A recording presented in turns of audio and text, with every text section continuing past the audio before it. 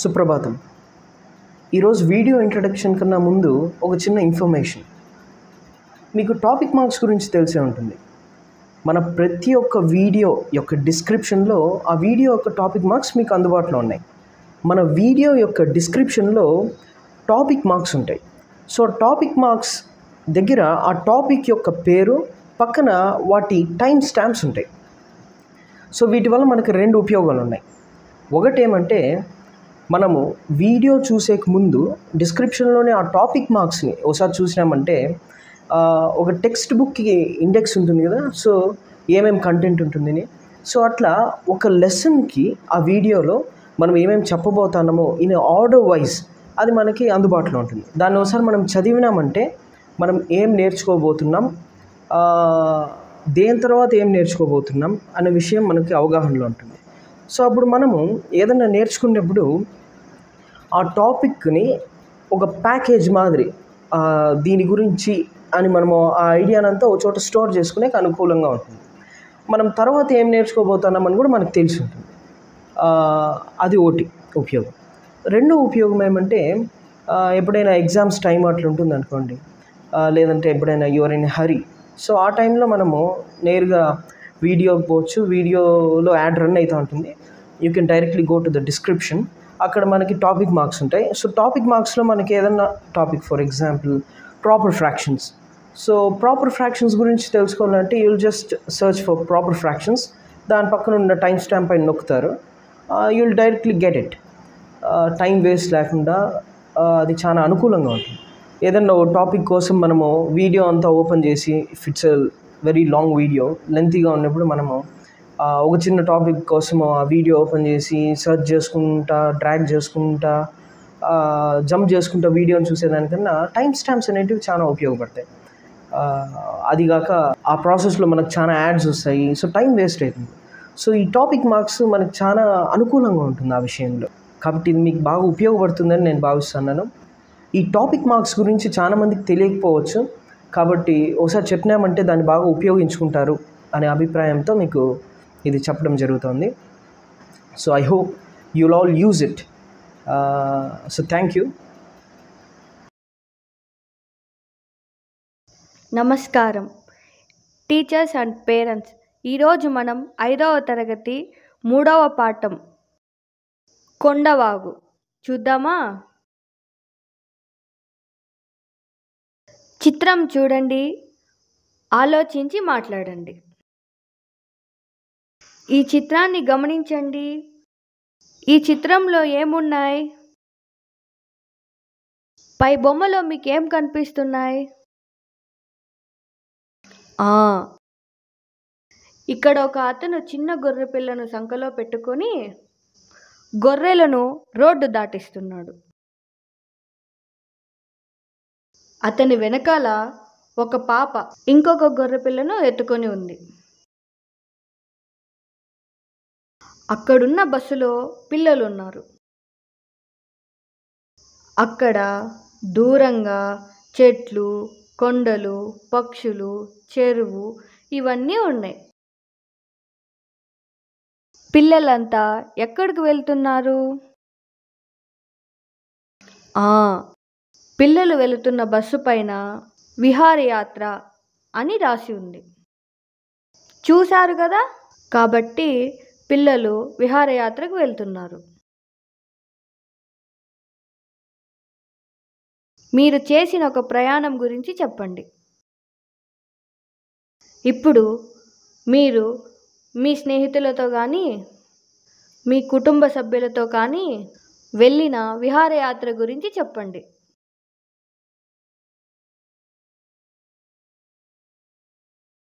కవి పరిచయం: చెరుకుపల్లి జమదగ్ని శర్మ. కాలం 1920 నుండి 1986. చెరుకుపల్లి జమదగ్ని శర్మ కవి, కథకుడు. జమదగ్ని అనే కలం పేరుతో రచనలు చేశారు. మహోదయం, చిలక గోరింక, అన్నదమ్ములు, ధర్మదీక్ష మొదలైనవి వీరి రచనలు. పిల్లల మనస్తత్వ చిత్రణ ప్రధానంగా కథలు రాశారు.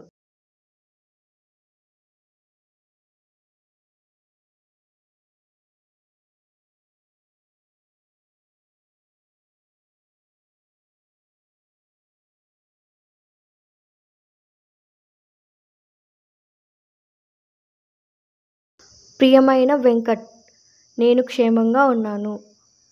నువ్వు, మన స్నేహితులు రహీం, డేవిడ్ ఎలా ఉన్నారు? నేను మొన్న దసరా సెలవులకు రామం వాళ్ళ ఊరు వెళ్ళాను. వాళ్ళ ఊరు నాకు భలే నచ్చింది.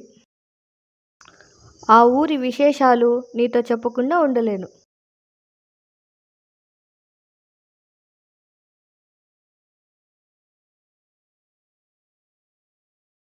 నేను, రామం, సూర్య ఆ రోజు మధ్యాహ్నం ఊరి పరిసరాలు చూడడానికి వెళ్ళాం. ఆ ఊరు చుట్టూ రకరకాల కొండలు, వాగులు, పచ్చని చెట్లు ఉన్నాయి. ఆ ఊరికి ఆనుకొని ఒక ఊటవాగు పారుతోంది. ఆ ఊరి వాళ్ళు దానిని కామధేనువుగా భావిస్తారు. దాని వెంబడి కొంత దూరం ఇసుక మేట వేసి లంకగా ఏర్పడింది. చుట్టూరా బిలబిలమంటూ నీళ్లు పారుతుంటే అక్కడ కాసేపు ఆనందంగా కూర్చున్నాం. అక్కడ కూర్చున్నంతసేపు ఆ వాగు ఎక్కడ పుట్టింది, అక్కడికి ఎలా వెళ్ళడం అని ఆలోచనలు కలిగాయి. వెంటనే, ఈ వాగు పుట్టిన చోటు ఎంత దూరం అని రామంని అడిగాను. కొంచెం దూరమే, కానీ వెళ్ళొచ్చు అన్నాడు. సరే, వెళ్దామని అందరం బయలుదేరాం.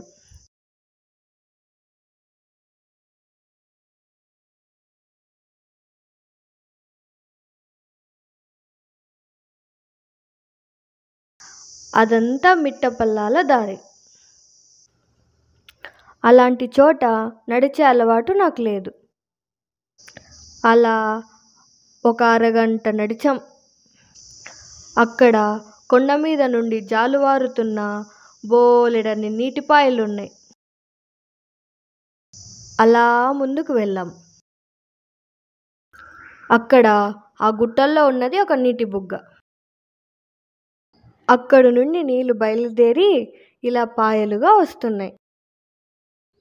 అవి కొన్ని పారుతున్నాయి, కొన్ని నృత్యం చేస్తున్నాయి, కొన్ని పాము నడకలు నడుస్తున్నాయి, కొన్ని బుసబుసా పొంగుతున్నాయి. ఇవన్నీ వచ్చి ఏకమయ్యి వాగుగా మారి ముందుకు పోతున్నాయి.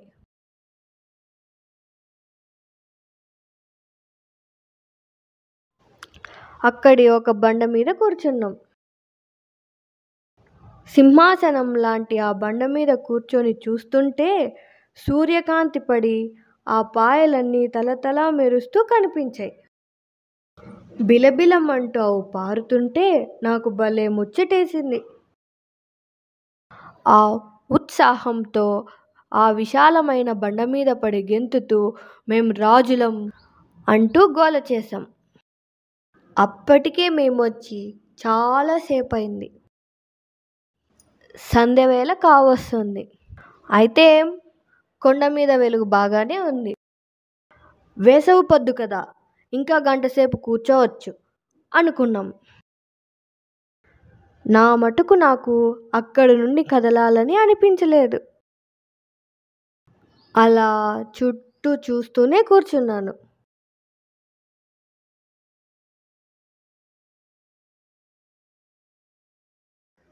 అక్కడి నుండి చూస్తుంటే ఆ ప్రదేశమంతా వివిధ రంగులతో తయారు చేసిన దేశపటంలా కనిపిస్తుంది. కాలిదారులు, వాగులు, రోడ్లు అంతకంతకు వెడల్పైన గీతల్లా కనిపిస్తున్నాయి. దూరాన ఉన్న ఇళ్ళన్నీ కొండపల్లి బొమ్మలా ఉన్నాయి. ఆ ఎత్తు మీద నుంచి చూస్తే ఎటు చూసినా ప్రకృతి సౌందర్యమే కనిపిస్తుంది.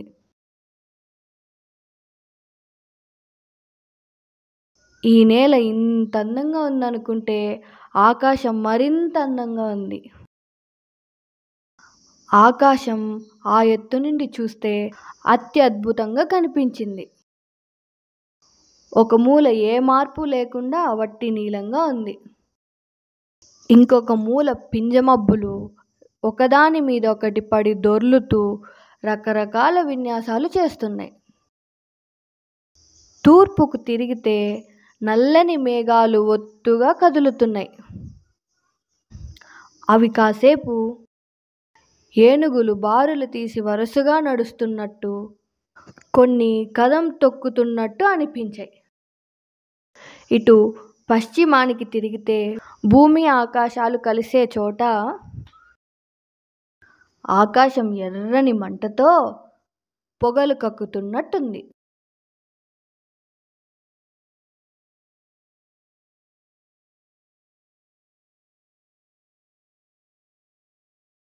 అలా చూస్తూ ఉండగానే చీకటి పడడం ప్రారంభించింది. మా రామం ఈలపాట పాడుతుంటే సూర్య దానికి తాళం వేస్తున్నాడు. ఇక బయలుదేరదామని ముగ్గురము ఆ బండ దిగి, ఇదెంత బాగుందిరా, అదెంత బాగుందిరా అనుకుంటూ ఉత్సాహంగా ఇంటి దారి పట్టాం. చూడాలనుకోవాలే గాని ప్రకృతిలో ప్రతి దృశ్యం అందమైనదే. వినాలనుకోవాలే గాని ప్రకృతిలో ప్రతి శబ్దం అద్భుతమైనదే.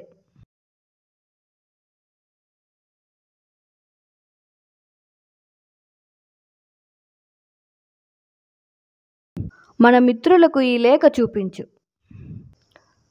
మీరు కూడా ఎప్పుడో ఒకసారి ఈ ఊరు తప్పక చూడండి. నీ అనుభవాలన్నీ నాతో పంచుకుంటావు కదూ. నీ ప్రియమైన స్నేహితుడు జావేద్.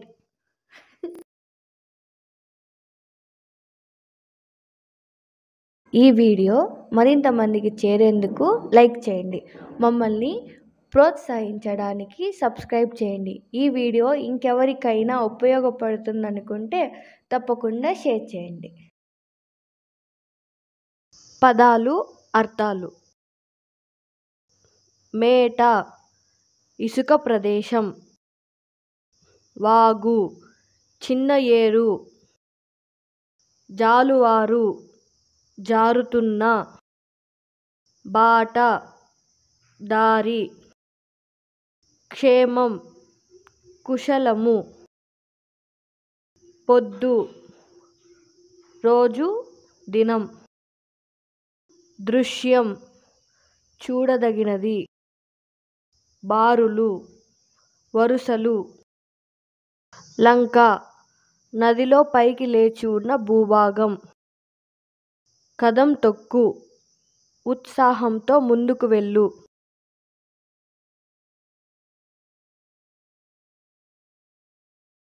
ఇవి చేయండి. వినడం, ఆలోచించి మాట్లాడడం. జావేద్ సెలవుల్లో రామం వాళ్ళ ఊరు వెళ్ళాడు కదా, అక్కడేం చూశాడో చెప్పండి. జావేద్ సెలవుల్లో రామం వాళ్ళ ఊరు వెళ్ళి అక్కడ కొండలు, చెట్లు, పంట పొలాలు మరియు ఊటవాగు చూశాడు. ఊటవాగు పారడం చూసిన జావేద్ అది ఎక్కడ పుట్టిందో చూశాడు. కొండల్లో నుండి వచ్చే నీటి బుగ్గలు చూశాడు. మీరు ఏదైనా ఊరు వెళ్ళడానికి ఏం సిద్ధం చేసుకుంటారో చెప్పండి.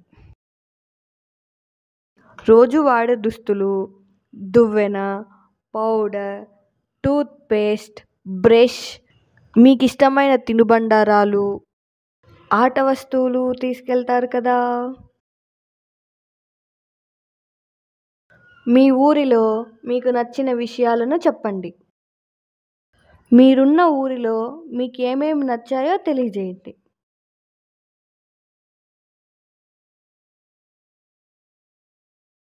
చదవడం, వ్యక్తపరచడం. పాఠం చదవండి. కింది వాక్యాలు పాఠంలో ఏ పేరాలో ఉన్నాయో గుర్తించి గీత గీయండి. పేరా సంఖ్య రాయండి. సూర్యకాంతి పడి ఆ పాయలన్నీ తలతలా మెరుస్తూ కనిపించాయి. ఇది 4వ పేరాలో ఉంది.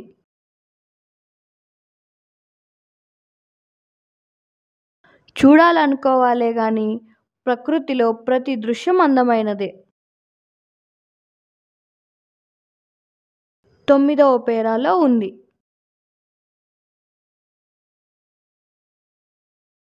ఆ వాగు ఎక్కడ పుట్టింది, అక్కడికి ఎలా వెళ్ళడం అనే ఆలోచనలు కలిగాయి.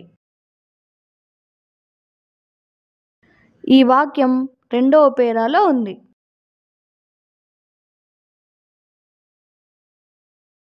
ఇక్కడ అవి అంటే మేఘాలు.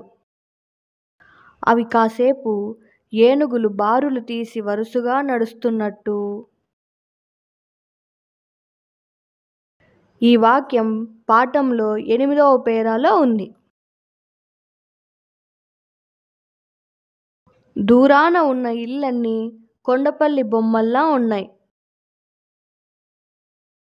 ఈ వాక్యం 7వ పేరాలో ఉంది.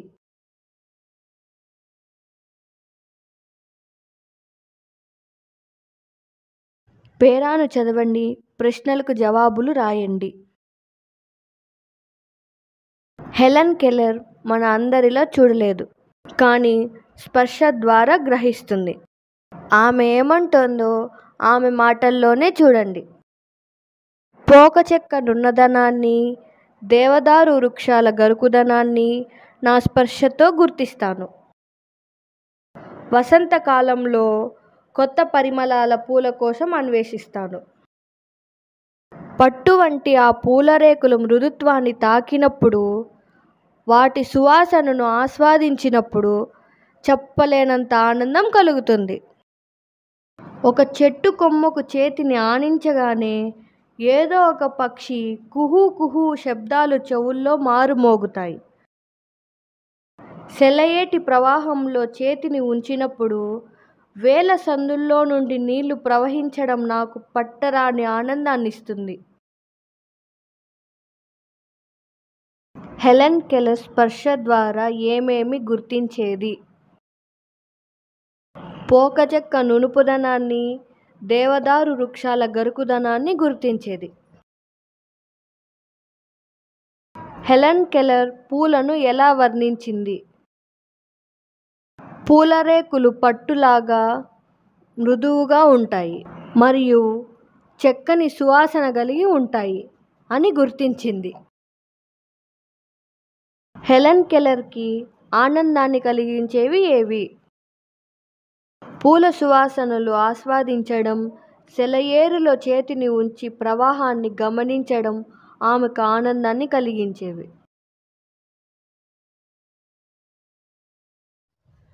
ఈ పాఠంలో ప్రత్యేకంగా ఒక టాపిక్ వినాలనుకుంటే డిస్క్రిప్షన్లోని టాపిక్ మార్క్స్ పైన నొక్కితే నేరుగా ఆ టాపిక్కే వినొచ్చు. కీర్తన ఫిబ్రవరి 10వ తేదీన తన డైరీలో ఈ విధంగా రాసుకుంది. డైరీ చదవండి, ప్రశ్నలు తయారు చేయండి. 10 ఫిబ్రవరి సోమవారం. ఈరోజు ఉదయం విజయవాడ గుణదల ఉత్సవాలకు వెళ్ళాం. అక్కడ భక్తులతో చాలా రద్దీగా ఉంది. భక్తులందరూ ఉత్సాహంగా కొండపైకి నడిచి వెళ్తున్నారు. మేమందరం కొండపైకి నడిచి వెళ్ళాం. ప్రార్థనలో పాల్గొన్నాం. మేరీ మాతను దర్శించుకున్నాం. కొండపై నుంచి ఊరంతా భలే అందంగా కనిపించింది. అక్కడే ఉన్న బొమ్మల దుకాణంలో బొమ్మలు కొనుక్కున్నాం. పీచు మిఠాయి, మర్మరాలు కొనుక్కొని తిన్నాం. తాజా జామకాయలు కొనుక్కున్నాం. సాయంత్రం వేళకి ఇంటికి చేరుకున్నాం. ప్రశ్నలు: కీర్తన విజయవాడకు ఎందుకు వెళ్ళింది? అక్కడ వాళ్ళు ఏమేమి కొనుక్కున్నారు? భక్తులంతా ఎక్కడికి వెళ్తున్నారు?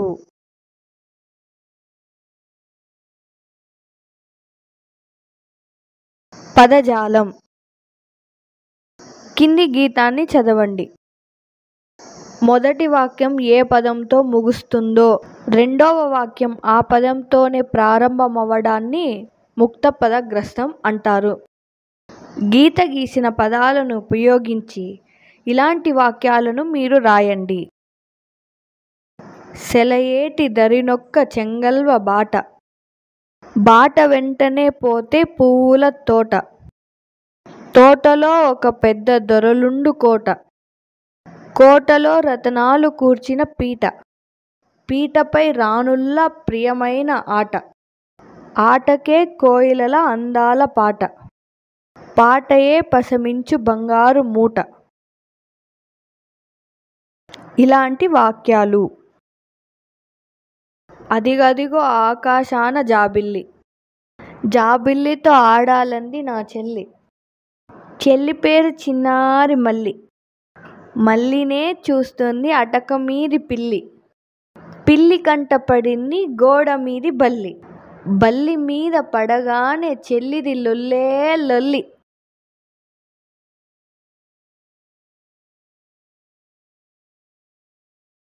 కింది పదాలు చదవండి. కొండవాగు పాఠంలో కవి వేటిని వేటితో పోల్చాడో జతపరచండి. పూర్తి వాక్యంగా రాయండి. ఉదాహరణకు, వాగు కాముధేనువులా ఉంది, బండ సింహాసనంలా ఉంది, దారులు గీతల్లాగా ఉన్నాయి, ఇల్లు కొండపల్లి బొమ్మల్లాగా ఉన్నాయి, మేఘాలు ఏనుగుల బారుల్లాగా ఉన్నాయి.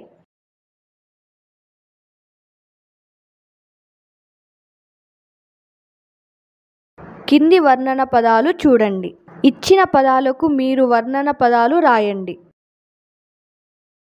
వాగు తలతలా మెరుస్తోంది, వాగు బిలబిలా పారుతోంది, వాగు పాము నడక నడుస్తుంది, వాగు బుసబుస పొంగుతోంది. మేఘాలు రకరకాల విన్యాసాలు చేస్తున్నాయి, మేఘాలు ఏనుగులు బారులు తీసి వరుసగా నడుస్తున్నట్టు, మేఘాలు కదం తొక్కుతున్నట్టు, మేఘాలు ఎర్రని మంటతో పొగలు కక్కుతున్నట్టు.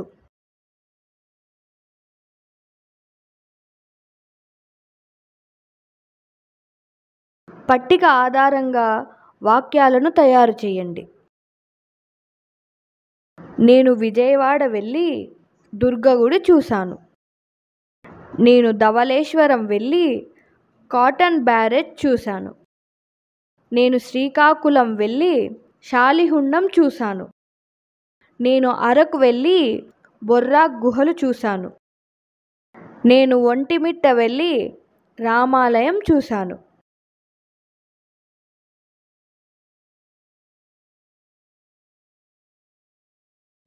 స్వీయ రచన. పాఠం ఆధారంగా ప్రశ్నలకు జవాబులు రాయండి. నీటి బుగ్గ దగ్గర నుండి పాయలు ఎలా వస్తున్నాయి? అవి కొన్ని పారుతున్నాయి, కొన్ని నృత్యం చేస్తున్నాయి, కొన్ని పాము నడకలు నడుస్తున్నాయి, కొన్ని బుసబుసా పొంగుతున్నాయి. ఇవన్నీ వచ్చి ఏకమై వాగుగా మారి ముందుకు పోతున్నాయి. కొండపై నుంచి చూస్తుంటే ఊరు ఎలా కనిపిస్తుంది? కొండపై నుంచి చూస్తుంటే దూరాన ఉన్న ఇళ్ళన్నీ కొండపల్లి బొమ్మల్లా ఉన్నాయి. ఆకాశంలో మేఘాలు ఎలా కనిపిస్తున్నాయి? ఆకాశంలో మేఘాలు ఒకవైపు పింజమబ్బులు ఒకదాని మీద ఒకటి పడి దొర్లుతూ రకరకాల విన్యాసాలు చేస్తున్నట్టు, ఏనుగులు బారులు తీసి వరుసగా నడుస్తున్నట్టు, మరికొన్ని కదం తొక్కుతున్నట్టు కనిపిస్తున్నాయి.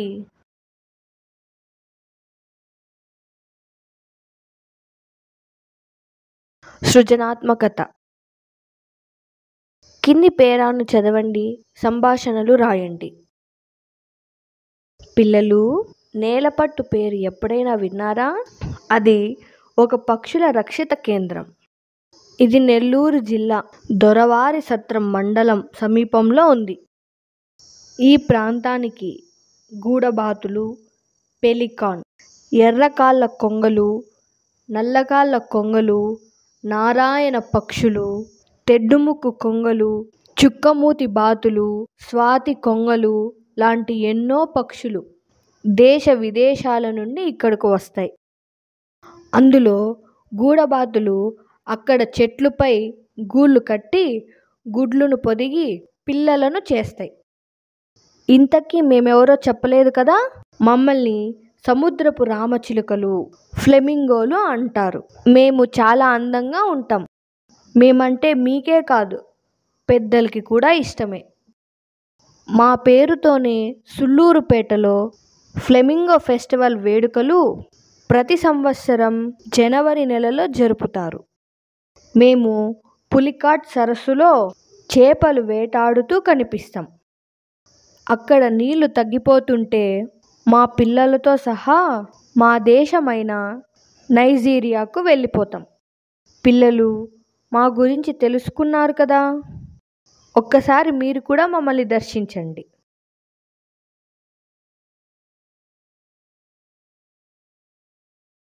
మహిత, బాగున్నావా?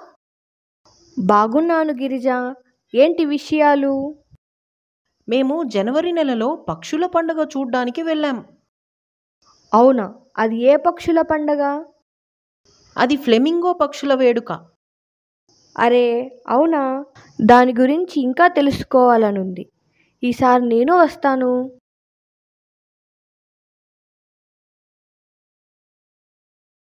ప్రశంస. విహారయాత్రకు వెళ్ళినప్పుడు అక్కడి పరిసరాలలో చెత్తా చెదారం వేయకుండా పరిశుభ్రంగా ఉంచాలి. ఇలా మీరు వెళ్ళిన చోట పరిశుభ్రంగా ఉంచడానికి సహకరించిన మీ మిత్రులను ఎలా ప్రశంసిస్తావు? మేము వెళ్ళిన చోట తాము తిన్న ఆహార పదార్థాల కవర్లు, మిగిలిన ఆహార పదార్థాలు అక్కడ పడేయకుండా నా స్నేహితులు రాధా, లత తిరిగి వాటిని జాగ్రత్తగా న్యూస్ పేపర్లో ప్యాక్ చేసి బ్యాగ్లో ఉంచుకోవడం చూసి నాకు ఆశ్చర్యం కలిగింది. దానికి వారి సమాధానం నాకు ఎంతో సంతోషాన్ని కలిగించింది. ఏమంటే, ఇవన్నీ ఇక్కడ పడేస్తే ఆ పరిసరాలను శుభ్రం చేయడానికి ఎవ్వరూ రారు. అదే వీటిని తీసుకెళ్ళి ఏదైనా డస్ట్బిన్ దగ్గర పెడితే ఆ డస్ట్బిన్ క్లీన్ చేసే వాళ్ళు ఈ చెత్తను సరైన చోటికి చేరుస్తారని చెప్పారు. నేను కూడా వారిలాగే పరిసరాలకు హాని కలిగించకుండా ఉండాలని మరియు ఇతరులతో కూడా అలా చేయించాలనుకుంటున్నానని చెప్పి వారికి నా ధన్యవాదాలు తెలుపుతున్నాను.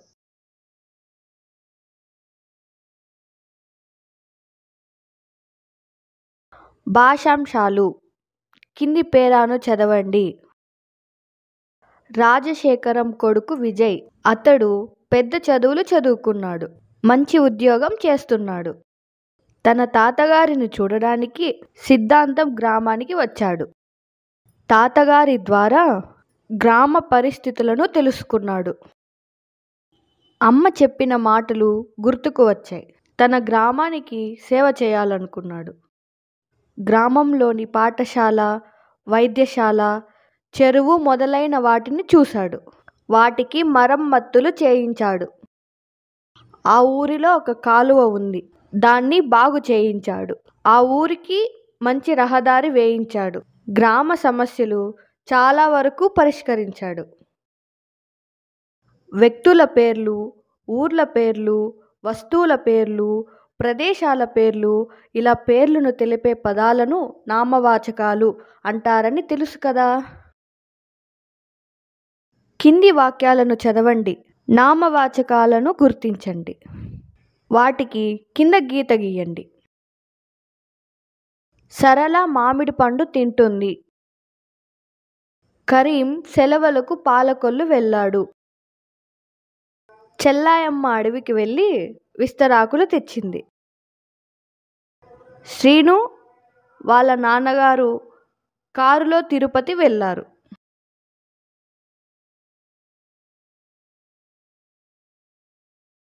కింది పేరాను చదవండి. నేను గ్రామానికి సేవ చేస్తే దేశానికి సేవ చేసినట్లే అని మా అమ్మ ఎప్పుడూ చెప్పేది. అమ్మ మాటలను నేను శ్రద్ధగా వినేవాడిని. తన మాటలు నా మనసులో నాటుకున్నాయి. ఆ మాటలే నా ఔదార్యానికి బాటలు వేశాయి. నా గ్రామానికి సేవ చేయాలని సంకల్పం కలిగింది.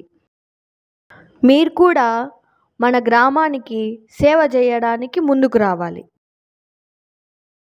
పై పేరాలో గీత గీసిన పదాలను గమనించండి. ఇవన్నీ నామవాచకానికి బదులుగా వాడారు.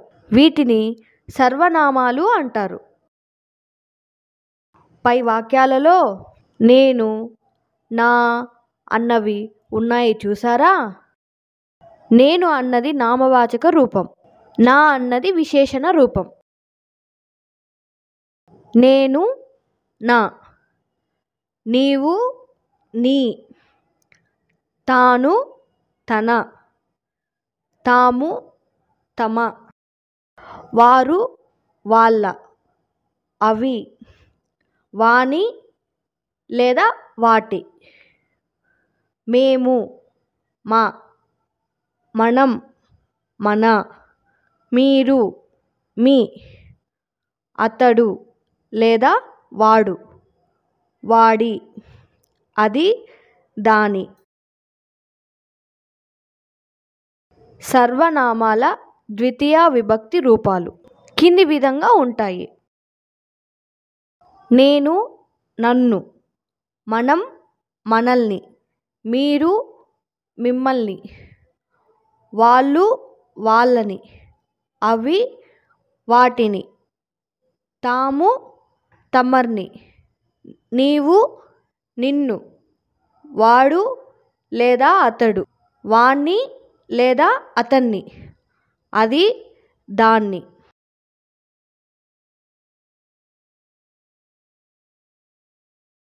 కింది వాక్యాలను చదవండి. సర్వనామాల కింద గీత గీయండి. కిరణ్ గ్రామ సచివాలయంలో పనిచేస్తున్నాడు. ఆయన కార్యాలయం నుండి సాయంత్రం ఇంటికి వస్తాడు. రాణి, దివ్య స్నేహితులు. వాళ్ళు కలిసి ఆటలాడుతారు.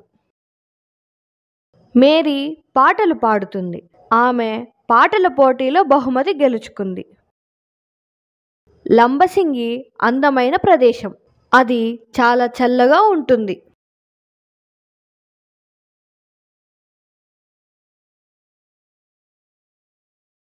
ధారణ చేద్దాం. జననీ జనకుల గొలుచుట తనయునకును ముఖ్యమైన ధర్మము. జననీ జనకుల గొల్చుట కంటెను ధనయునకభ్యధికమైన ధర్మం గలదే.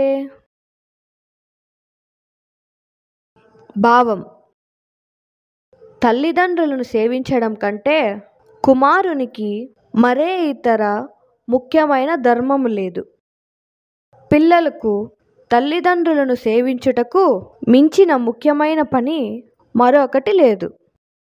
శ్రీనాథుడు. ఈ వీడియో మరింత మందికి చేరేందుకు లైక్ చేయండి. మమ్మల్ని ప్రోత్సహించడానికి సబ్స్క్రైబ్ చేయండి. ఈ వీడియో ఇంకెవరికైనా ఉపయోగపడుతుందనుకుంటే తప్పకుండా షేర్ చేయండి. పాడుకుందాం. వడగళ్ళు.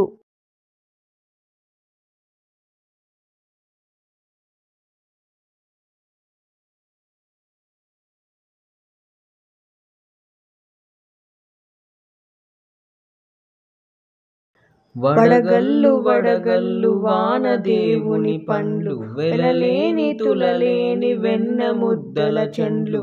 వడగళ్ళు వడగళ్ళు వానదేవుని పండ్లు, వెలలేని తులలేని వెన్న ముద్దల చెండ్లు. వేసవి వెళ్ళింది వడగాల్పు మల్లింది, చల చల్లని పిల్ల వాయువులు వీచాయి. పొద్దు పొగరం తాను అణిగింది మణిగింది, ఉరుములు మెరుపులు ఉరకలు వేశాయి. వడగళ్ళు వడగళ్ళు వానదేవుని పండ్లు, వెలలేని తులలేని వెన్న ముద్దల చెండ్లు. ఆకాశమంతాను ఆయాసపడ్డాది, మబ్బు దొంతర్లిట్లే ముసురుకు పోయాయి. జల జల చుక్కళ్ళు గలగల వడగళ్ళు, రాలాయి చేతుల్లో కరిగాయి క్షణముల్లో. వడగల్లు వడగల్లు వానదేవుని పండ్లు, వెలలేని తులలేని వెన్న ముద్దల చెండ్లు. ఆవులు దూడలు గంతులు వేశాయి, చెట్లన్నీ పుట్లన్నీ సేదల్లు దేరాయి. భూదేవి గర్భాన మొక్కళ్ళు మొలిచాయి, క్షణములో జగమంతా పచ్చబడ్డాది. వడగల్లు వడగల్లు వానదేవుని పండ్లు, వెలలేని తులలేని వెన్న ముద్దల చెండ్లు. బీరల్లు చిక్కళ్ళు కాకర కాసర, మల్లెలు మొల్లలు బంతి చామంతులు. విత్తులు చల్లాము మొక్కలు నాటాము, పచ్చ పైరులు విచ్చే పచ్చాసిరులన్నిని. వడగల్లు వడగల్లు వానదేవుని పండ్లు, వెలలేని తులలేని వెన్న ముద్దల చెండ్లు. ఆకాశమలివేని జడలోన మెరిసింది, 7 రంగుల ఇంద్రధనస్సు పూదండ. ఎండలు వానలు చట్టా పట్టాలతో మా ఇల్లు వాకిళ్ళు ఒళ్ళు తడిపాయి. వడగల్లు వడగల్లు వానదేవుని పండ్లు, వెలలేని తులలేని వెన్న ముద్దల చెండ్లు. ఎండలు వానలు చిటపటల నాడుతూ మా కళ్ళు మా మల్లు మా ఇల్లు తడిపితే, అటు ఆరు బయటకు ఇటు చూరు క్రిందకు పరుగులు తీస్తూను పకపక ఆడాము. వడగల్లు వడగల్లు వానదేవుని పండ్లు, వెలలేని తులలేని వెన్న ముద్దల చెండ్లు.